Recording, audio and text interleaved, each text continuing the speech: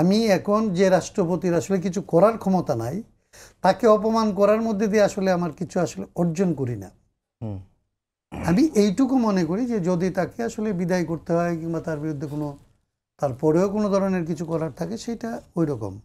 তো যতক্ষণ আমি তাকে ওইখানে রাখতেছি এবং রেখেই আসলে শাসন কার্য পরিচালনা করতেছি, ততক্ষণ পর্যন্ত রাষ্ট্রপতির জন্য অপমানজনক কোনো কিছু না করা আমাদের সবার জন্য ভালো।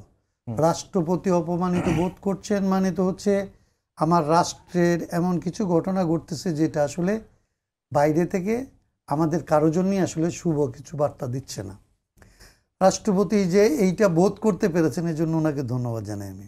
জি, ওনার এই বোধ বুদ্ধি আছে, এটা আমার এরকম মনে হয়। তার হাতে তো আর কোনো অপশনও নাই। না, তা নাই, কারণ আমি এই জন্যই বলি যে উনি এই বোধটা করা ছাড়া তার তো এটা বোধ করারও আসলে অনেক সময় ক্ষমতা থাকে না।